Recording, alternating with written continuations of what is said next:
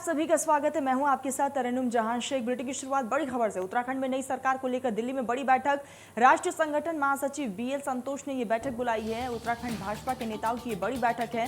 नए मुख्यमंत्री के नाम पर मंथन लगातार जारी है और अजय भट्ट पहुंचे बीएल संतोष से मिलने। थोड़ी देर में जेपी नड्डा के साथ भी होगी बड़ी बैठक। तो ये बड़ी खबर आप तक पहुंचा रहे। उत्तराखंड में भाजपा के नेताओं की बड़ी बैठक लगातार जारी है।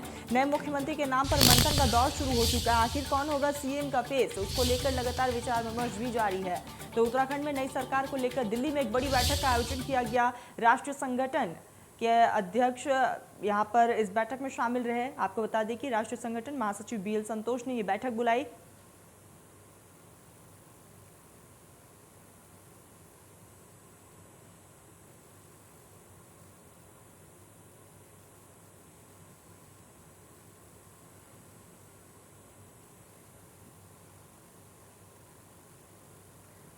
तो हमारे साथ हमारे सहयोगी रोहित सोनी जुड़ चुके हैं। रोहित, एक बड़ी बैठक का आयोजन, क्या लगता है सीएम फेस पर किन नाम पर चर्चा हो सकती है, क्या कुछ फिलहाल अपडेट रोहित?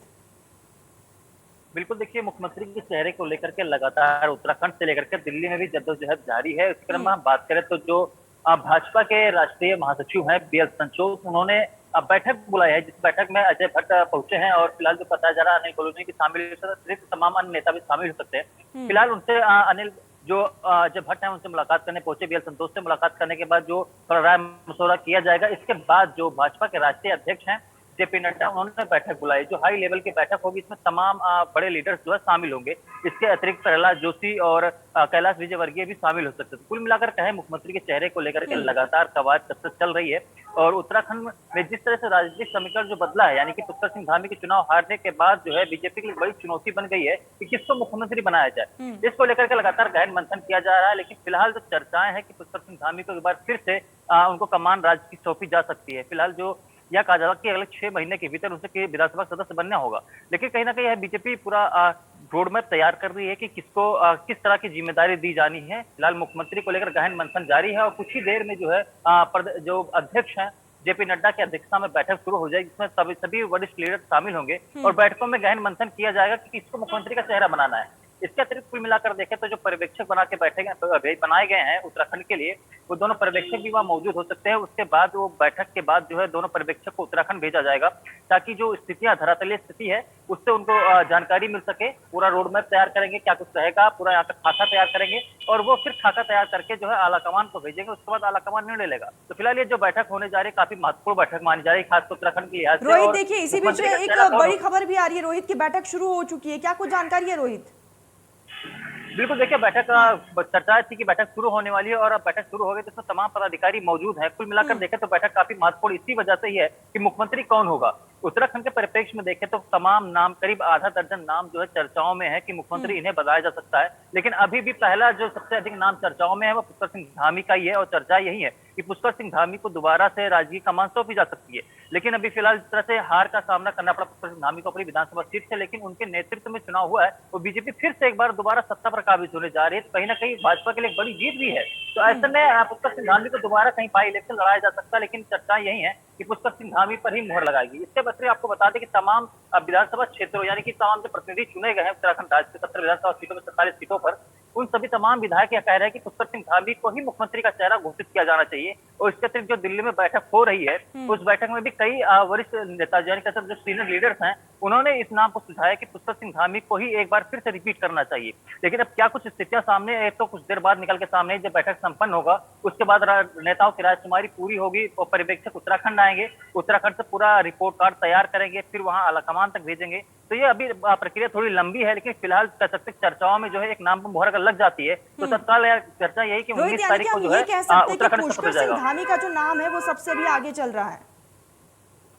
बिल्कुल, पुष्कर सिंह धामी का नाम सबसे आगे चल रहा है और वजह यह भी बताई जा रही है क्योंकि पुष्कर सिंह धामी के नेतृत्व में ही विधानसभा का चुनाव हुआ था। तो ऐसे में सबसे पहले मुख्यमंत्री बनने के जो हकदार है वह पुष्कर सिंह धामी ही है। हालांकि भले ही वो अपनी विधानसभा सीट से चुनाव हार गए हो, लेकिन कहीं ना कहीं बीजेपी के ऊपर फिर से सत्ता पर काबिज करने में कामयाब हुए हैं और 44 सीटों के साथ बहुमत हासिल किए उन्होंने। सत्ता पर काबिज होने के लिए काफी है तो ऐसे में कहीं ना कहीं कह सकते हैं कि पुष्कर सिंह धामी का नाम सबसे आगे यही वजह चल रहा है। दूसरी अगर हम बात करें तो पहलू की 6 महीने के भीतर पुष्कर सिंह धामी ने जो इंटरनेशनल यानी कि राज्य में जो तमाम नेता थे बीजेपी के, वो काफी नाराज चल रहे थे।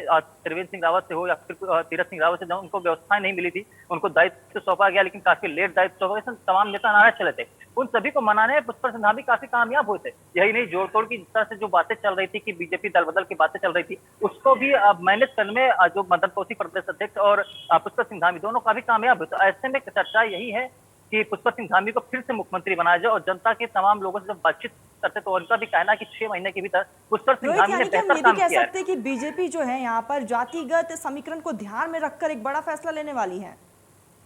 बिल्कुल, देखिए उत्तराखंड की राजनीति में शुरू से ये हावी रहा है जातीय और क्षेत्रीय समीकरण, दोनों समीकरण को ही बिठाना होता है। क्योंकि अगर हम इससे पहले देखें, जब बंशीधर भगत प्रदेश अध्यक्ष थे बीजेपी के, तो उस दौरान तीरथ सिंह रावत मुख्यमंत्री थे, त्रिवेंद्र सिंह रावत मुख्यमंत्री थे। तो समीकरण बिठाना काफी जो अहम होता है, क्योंकि अगर समीकरण नहीं बैठेंगे तो यह कहा जाता है कि जो क्षेत्रवाद जो है, गढ़वाल कुमाऊं के जो लोग हैं काफी नाराज हो जाते हैं। यही वजह कि बीजेपी हो या फिर कांग्रेस हो, 4 बार के विधानसभा चुनाव संपन्न हो चुके हैं, 25वीं बार का भी संपन्न हुआ है। तो ऐसे में सरकार गठन होना है, लेकिन हमेशा से जो समीकरण बिठाए गए हैं जातीय समीकरण की, ठाकुर और ब्राह्मण का हमेशा ध्यान रखा गया है। इसके अतिरिक्त गढ़वाल और कुमाऊं का यह भी रहा है कि अगर गढ़वाल से कोई मुख्यमंत्री होगा तो कुमाऊं से प्रदेश अध्यक्ष होगा, अगर प्रदेश अध्यक्ष जो है कुमाऊं से होता है तो गढ़वाल से मुख्यमंत्री होगा। और इन समीकरणों को बिठाना बेहद अहम जरूरी होता है। अगर मुख्यमंत्री ठाकुर होगा तो जो प्रदेश अध्यक्ष वो ब्राह्मण होगा, तो इन समीकरणों को बिठाना काफी अहम रहता है, और इस बिठाना इसलिए भी जरूरी है ताकि कोई एक वर्ग जो है वो नाराज ना हो। तो इसको लेकर के गहन मंथन होना, यही वजह है कि चुनाव के बाद जो है पार्टियां पर्यवेक्षक नियुक्त करती है। बिल्कुल रोहित, यहाँ पर कोई भी वर्ग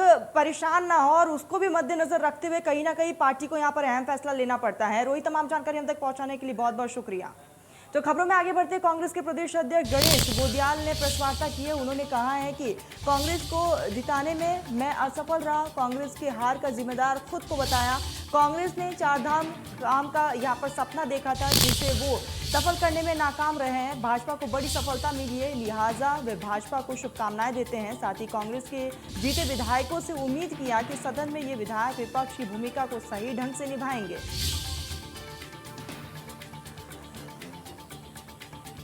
तो कांग्रेस के हार का उन्होंने कहा कि कहीं ना कहीं कमी रह गई है और इसी की वजह से कांग्रेस को हार का सामना करना पड़ा है।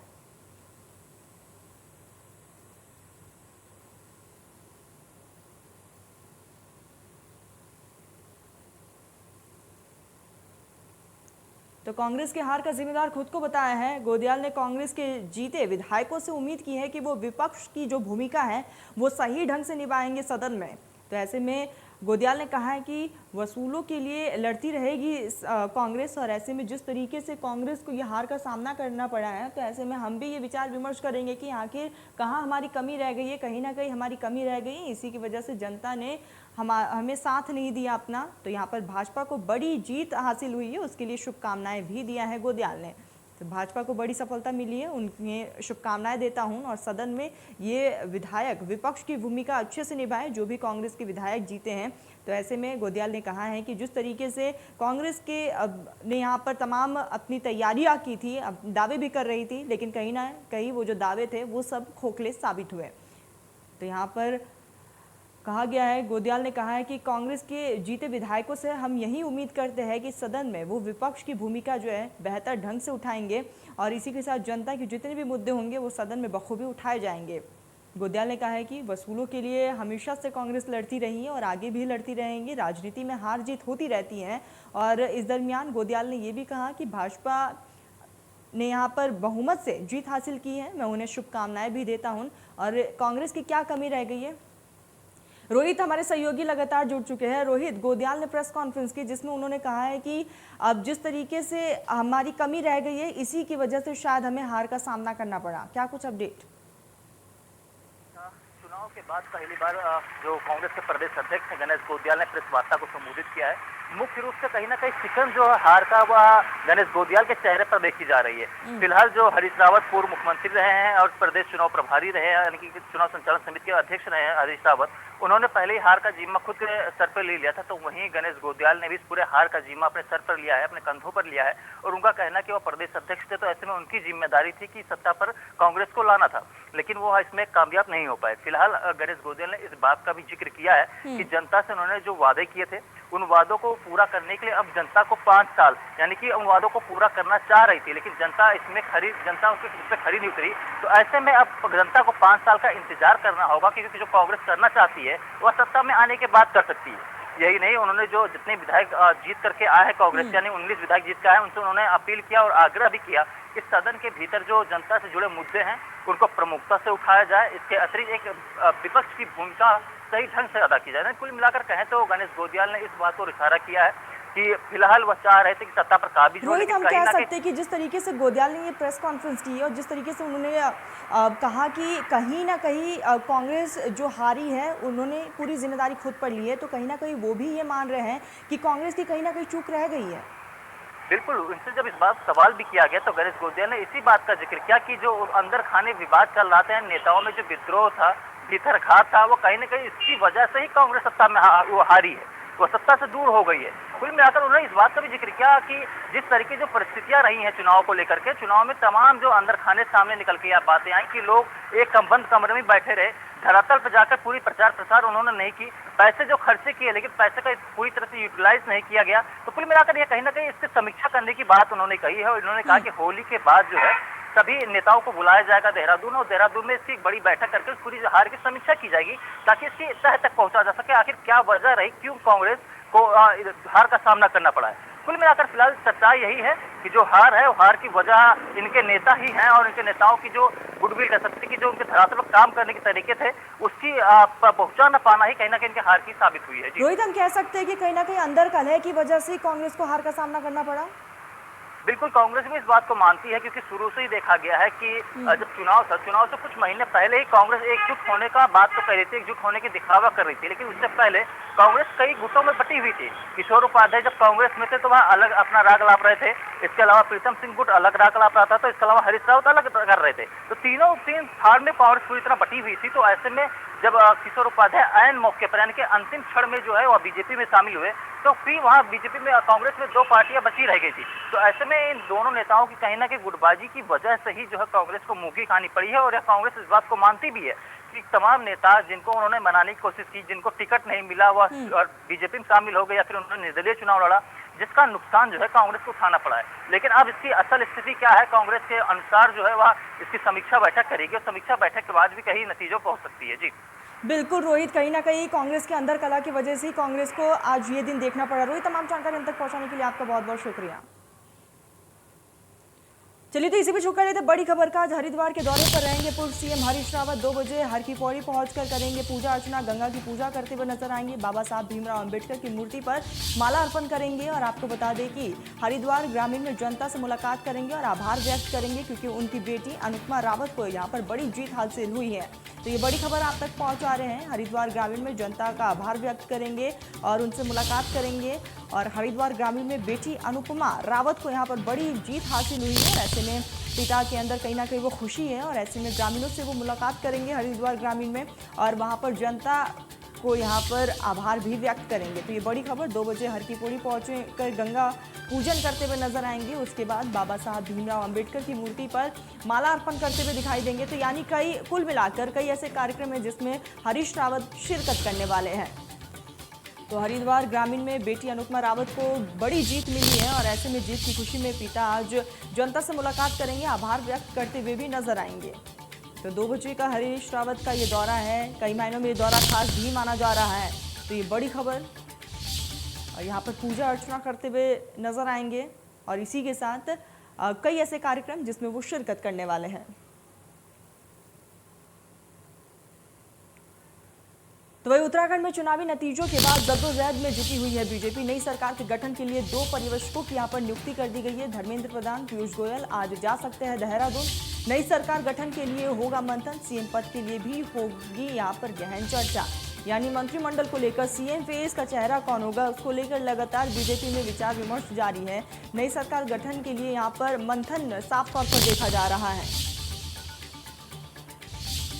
इसी के साथ चुनावी नतीजों के बाद जो जद्दोजहद है वो साफ तौर पर देखी जा रही है। चिंतन मंथन का दौर भी जारी है, बैठकों का सिलसिला लगातार जारी है। आखिर प्रदेश का कमान किन के हाथ में होगा, इसको लेकर भी विचार विमर्श हो रहा है। वापस से पुष्कर सिंह धामी सीएम बनेंगे या फिर कोई और नाम होगा, उसको लेकर भी लगातार चिंतन मंथन जारी है। इसी के साथ मंत्रिमंडल में किस किस को जगह मिलेगी, कौन से वो युवा चेहरे होंगे, कौन से वो नए चेहरे होंगे, इसको लेकर भी लगातार विचार विमर्श जारी है। क्योंकि भारी बहुमत से बीजेपी ने एक बार फिर से सत्ता में यहाँ पर आई है और ऐसे में जनता ने कहीं ना कहीं बीजेपी के काम को पसंद किया है और इसीलिए अब लगातार कहीं ना कहीं पार्टी के लिए भी एक बहुत बड़ी चुनौती हो जाती है कि सीएम फेस कौन होगा और इसी के साथ क्या कुछ आगे की रणनीति होगी पार्टी की, इसको लेकर भी लगातार चर्चाएं हो रही है। तो बैठकों का सिलसिला लगातार जारी है और नई सरकार गठन के लिए अब लगातार मंथन का जो सिलसिला है वो भी साफ तौर पर देखा जा रहा है।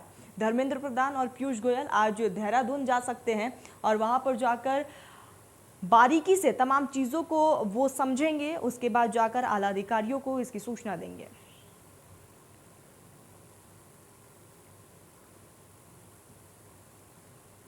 उत्तराखंड में मुख्यमंत्री का फेस कौन होगा, इसको लेकर लगातार चर्चा है। दिल्ली लौटे प्रहलाद जोशी और कैलाश विजयवर्गीय हाईकमान के सामने नए सियासी समीकरण को लेकर रखेंगे बात।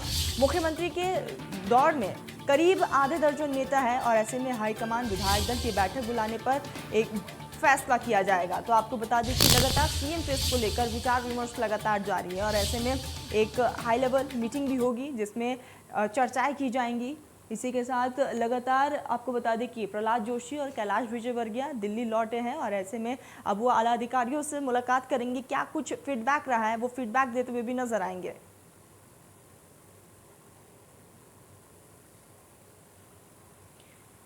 तो मुख्यमंत्री के दौड़ में करीब आधा दर्जन यहाँ पर नेताओं के नाम है, यानी कि कतार में कई नेता हैं और ऐसे में अब देखने वाली बात होगी कि उत्तराखंड की कमान किन के हाथ में जाती है। वापस से पुष्कर सिंह धामी आते हैं या फिर किसी और का नाम सामने आएगा, इसको लेकर लगातार बैठकें भी जारी है।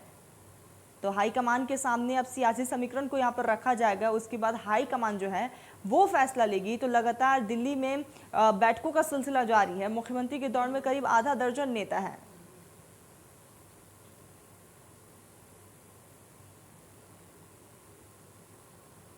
चलिए तो इसी बीच शुरू कर लेते बड़ी खबर का। पुष्कर सिंह धामी के लिए सीट छोड़ने की पेशकश, पत्रकार उमेश कुमार शर्मा ने अपनी सीट छोड़ने की पेशकश की। खानपुर से निर्दलीय विधायक है पत्रकार उमेश कुमार शर्मा, पुष्कर सिंह धामी के लिए अपनी सीट छोड़ने की पेशकश की है। 4 बार के विधायक कुंवर प्रणव चैंपियन की पत्नी को हराया है और ऐसे में चैंपियन की पत्नी रानी देवयानी बसपा प्रत्याशी को हराया है। विकास की 7 मुख्य मांगों को मानने पर अपनी सीट देने को तैयार हो चुके हैं। तो ये बड़ी खबर आप तक पहुंचा रहे हैं और ये बड़ी खबर लगातार हम आप तक पहुंचा रहे हैं कि पुष्कर सिंह धामी के लिए सीट छोड़ने की यहाँ पर पेशकश हुई है। इसी के साथ पत्रकार उमेश कुमार शर्मा ने अपनी सीट छोड़ने की यहाँ पर पेशकश की है। एक तरफ जहां सीएम फेस को लेकर लगातार चर्चाएं हो रही है तो दूसरी तरफ अपनी सीट छोड़ने की भी पुष्कर सिंह धामी के लिए यहाँ पर पेशकश की गई है। तो ये बड़ी खबर, 4 बार के विधायक कुंवर प्रणव चैंपियन की पत्नी को हराया है और इसी के साथ आपको बता दें कि यहाँ पर कई मांगे भी रखी गई है। पुष्कर सिंह धामी के लिए सीट छोड़ने की जो पेशकश है वो सामने आई है और ये बड़ी खबर आप तक पहुँचा रहे हैं। पत्रकार उमेश कुमार शर्मा ने अपनी सीट छोड़ने की यहाँ पर पेशकश रखी। खानपुर से निर्दलीय विधायक है पत्रकार उमेश कुमार शर्मा और ऐसे में पुष्कर सिंह धामी के लिए उन्होंने अपनी सीट छोड़ने की जो पेशकश है वो रखी। एक तरफ सीएम फेस को लेकर लगातार चर्चाएं हो रही है। आपको ये भी बता दें 4 बार के विधायक कुंवर प्रणव चैंपियन की पत्नी को हराया है। खबर काशीपुर से, जहां पर विधानसभा चुनाव के नतीजे आने के बाद, परिणामों के आने के बाद बीजेपी प्रत्याशी त्रिलोक सिंह चीमा ने कांग्रेस प्रत्याशी नरेंद्र चंद्र सिंह को 16,350 वोटों से हराकर जीत दर्ज की है। कांग्रेस प्रत्याशी नरेंद्र चंद्र सिंह की हार के बाद काशीपुर कांग्रेस महानगर अध्यक्ष संदीप सहगल ने अपने पद से इस्तीफा देने की घोषणा की है।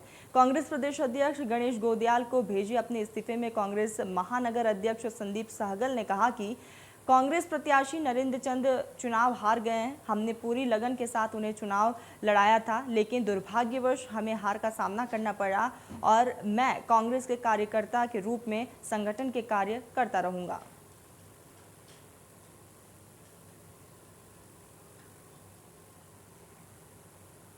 चलिए, देवभूमि लाइव में फिलहाल बस इतना ही। देश प्रदेश की तमाम बड़ी खबरों के लिए आप देखते रहिए इंडिया न्यूज।